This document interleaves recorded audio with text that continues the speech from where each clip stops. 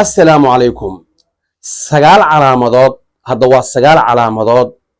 haddii aad ku aragto guriga aad degan tahay sida ugu dhaqsaha badan gurigaas uga guur ama haddii kale sheekh ugu yeer si uu quraan ugu tufo oo uu idinkugu tufo gurigiina iyo caruurtiina. halkani waa channelka macallin Muuse qaybta YouTube-ka. haddii aad nagu cusub tahay fadlan subscribe iyo gambalelkaas ka hilmaamin si uu kuu soo gaaro muuqaaladeena aynu soo dhigno insha Allah. maanta waxaynu ka hadlaynaa 9 qodob. waxaan kula wadaagayaa 9 qodob mid ka mid ah haddii aad guriga ku aragto sida ugu dhaqsaha badan quraan u saar, haddii kale haddaad isaga guuri kartana isaga guur. si toos ah ayaan qodobada u gudagelayaa. qodobka koowaad ee haddii aad ku aragto guriga aad ka degan tahay magaalada aad degan tahay, haddii aad ku aragto ay tahay inaad u yeerto raaqi ama adiga laf ahaantaada aad quraan ku akhriso ayaa wuxuu yahay haddii waxyaabaha qaarkood ee kaa qarsoomaan. waxbaad meel dhigtay, waad weysay, teleefoonaad meel saartay, war yaa iga qaaday mobaylka aan inta saaray,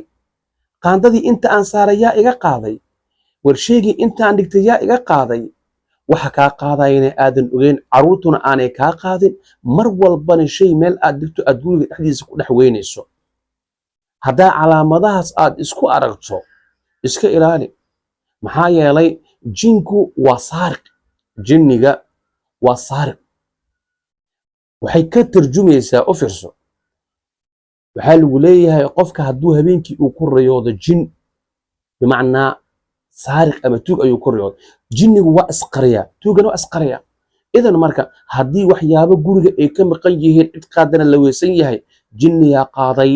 waa inaad ka acuudu bilaysataa, gurigana aad quraan ku akhrisaa, raaqi degdeg ahna aad dalbataa si quraan lagugu akhriyo guriga iyo caruurta. taasi waa calaamadda koowaad. waa ka gudbayaa si toos ah, waxaan ugu gudbayaa calaamadda labaad. calaamadda labaad waxa waaye oo haddii aad guriga aad degan tahay aad ku aragto ay tahay gurigaas inaad isaga cararto ama inaad quraan ku akhriso oo aad raaqi u wacdo. waxay tahay calaamadda labaad inay soo noqnoqoto nalalku inay gubtaan. guriga mar walbo habeen walbo nalaa gubanayo, mar walba nalaa gubanayo. lambada waa soo gadaale, waa ku xirtaale, way gubataale. calaamaddaas hadday kugu soo noqnoqoto oo gurigii mar walba nal uu gubanayo iyo nuurka uu gubanayo, jinni ayaa gurigaas isaga ah deegaankiisa uu yahay. gurigaas iskaga guur ama haddii kale quraan ku akhri. haddii aad rabto nolol aad ka rabto inaad sii joogto ood ku sii noolaato, gurigaas waa inaad quraan ku akhrisaa ama aad isaga gurtaa, meeshana isaga carartaa. waynu aragnaa calaamadan in badan. nalku gubanayo, war maxaa qaldan, maxay tahay, fiiladii ma dhammaatay, say wax u jiraan, nalka maa feeg ah, waa isdhahnaa mar walbo. iyadan calaamada labaad ee haddii aad ku aragto gurigaaga, haddii ay mataqaanaa soo noqnoqoto oo ay kugu soo noqnoqoto, ka carar waayo, gurigaas joogis ma lahan, waana gubashada nalka uu gubanayo. calaamadda saddexaad. calaamadda saddexaad waxaa waaye waa ishticaal naar amaakin mutafariqa. in dab uu ka dhasho ama dab uu ka dhaco meelo kala duwan oo gurigaaga ka mid ah. intaa gubanayso, intaa gubanayso, maanta intaa gubatay, beri jikadaa gubatay, saa dambe fadhigaa gubtay. gubashada hadday kugu soo laalaabato, shay gubanayo, dharka gubanayo, waxyaabaha qaarkood alaabta guriga gubasho ama dab inuu guriga ka kaco, marna inta ka kaco, marna inta ka kaco, ay kugu soo laalaabato, jinniga ixtiraaqu sameeyaa. waxaa jiray nabiga sallallahu alayhi wasallam xadiis uu ku dhahayo, habeenkii markaad seexanaysaan iska dimiya faynuuska iska dimiya iyo nalalka iska dimiya. maxaa yeelay shaytaanka waxaa laga yaabaa inuu xaasinimo, faynuuskan dabaa ka shidan, gaasna wuu leeyahay, inuu inta rido oo gaaska iyo dabkii markay istaabtaan gurigii u holco. saas daraaddeed marka iska ilaaliya. marka haddii gurigaaga uu dab uu ku soo noqnoqdo, kabarkaaga oo gubanayo, qolka fadhiga, qolka jiifka, jikada, mar walba oo ka kacayo, gurigaas joogis ma lahan, ka carar ama quraan iska saar insha allahu tacaala. calaamadda xigto oo ah calaamadda afaraad waxaa waaye habeenkii dumarku markii ay seexdaan, subaxdii qaar ka mid ah waxay soo kacaan iyada oo timo loo gelinayo barkinta hoosteeda. timahaas timo kale maahan, timaheeda waay. timaha lagaa goynayaa habeenkiiyo timihii inta kaa jaro jinniga uu meel aan kaa dheereen sariirtaada agteeda barkinta laabkeeda loo kuu gelinayaa markaasaa waxaa arkaysaa subaxdii markay soo kacda gabadha barkinteeda oo dhan wada timo ah sariirtii oo dhan oo wada timo ah haddaad isku aragto calaamadan waa calaamad ka mid ah in guriga uu deegaan uu kula yahay jinni uu kula degan yahay ka carar meesha marka digis joogis ma lahan marka joogis ma lahan imaa inaad ka carartid oo aad ka guurtid wa imaa inaad quraan ku aqriso ama quraan lagugu aqriyo calaamadaasna waa calaamada shanaad waaye calaamada afraad waaye calaamada shanaad waxaa waaye waa seexatay waa soo kacday waaga markuu baryay derbigaagoo wada dhiig aad aragtay dhiig derbigiioo dhiig ah meel walba dhiig aad daadsan acuudu billaahi min ashaytaan arajiim ilaahan kamaan gelina calaamadan badanaa ma dhacdo naadir waaye laakiin haddana saasay tahay guryaha inta badan ee deegaanka ay ku yihiin oo ay degan yihiin jinka waa lagu arkaa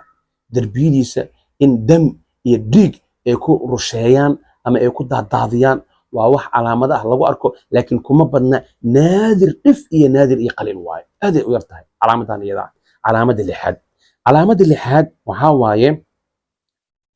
jiirka ama dooliga iyo masaska farabadnaha inay ku bataan guryaha iyo musqulaha haddaad aragto gurigaaga inuu jiirka aad ugu badan yahay dadka qaarkood waxay isleeyihiin waa areebanimo may areebanimo ma ahan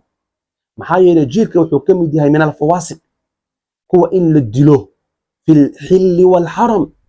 markaad xarmantahay iyo markaad xalaal tahay labadaba waa la dilayaa jiirka saas daraaddeed marka masaska badan iyo jiirka badan haddii gurigaaga uu ku badbato aanay ka zuulaynin sun walba iyo wax walba haddaad ku daadiso gurigaasi deegaan wuxuu u yahay jinni ama isaga guur ama qur-aan ku aqri calaamada toddobaad ee xigto waxa weeye inaad maqasho codad gariib ah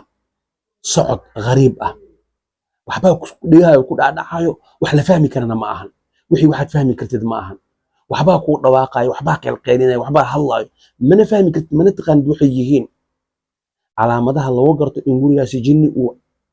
camiray oo uu degan yahay ayaa caddayn ee u tahay calaamada xigto ee sideedaadna waxa waaye jikada alaabtii yaa rasaysanee waa dhaqdhaqanee meelaha dhigdhiganee waaga markuu bari waa la kharibaaba jikadii isku dhex yaacsan isku dhex daadsan bakeerigii meesha asaarta meel kalu yaalaa qaandadii iyo fargeetadii meelo kale yaalyaalan jikadii waa isku dhex yaacsan tahay iyada dhanbo waxbaa meel ku ogeed meeshii maba yaalla meel kalaa la dhigaya isku dhex yaaca jikada wuxuu ka mid yahay calaamadaha gurigaasi aan joogista lahayn ee ka cararka uu yahay ama inaad qur-aan ku aqrisid ama inaad isaga gurto isaga carartid maxaa yeelay deegaan jinni waa gurigaas isaga calaamada u dambeysana waxa waaye waa calaamada dadka inuu ku soo noqnoqdo suuxsuuxa dadka guriga deganba inay suuxsuuxaan gabadhaa mar suuxayso quraanaa la saaraa wuu ka baxayaa wiilkii haddana uu ku dhacayaa wuu suuxa quraanaa la saaraa hooyadii quraanaa la saaraa marba qofuu isaga dhacaya markanaa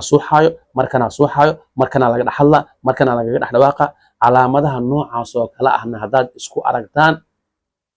joogis male gurigaas kabtee ma aragtay ka carareey waay ama haddii kale quraan iskaga aqri shaydaanka keedkiisa daciif waaye aayatul kursi ku aqri suuratul baqara ku aqri maxaa yeelay nabiga wuxuu yidhi calayhi salaatu wasalaam gurigii lagu aqriyaa suuratul baqara waxa weeyaan jinni iyo shayaatiin uma soo dhowaanayaan mana baryaayaan inaad ka faa'iidaysteen waa rajaynayaa adiga ha isku koobin fadlan faafi oo walaalkaaga gaarsii walaashaada gaarsii si uu u anfaco muuqaalkan allah idin barakeeyo mar walbana xusuusnow addaaru cala alkhayri ka faacilihi ugu dambeyn ha iska hilmaamin channelka inaad subscribe iyo gambaleelka aad furato muuqaaladeena si ay kuu soo gaarin insha allahu tacaala muuqaalkan muuqaalka xig intaynu ku kulmeyno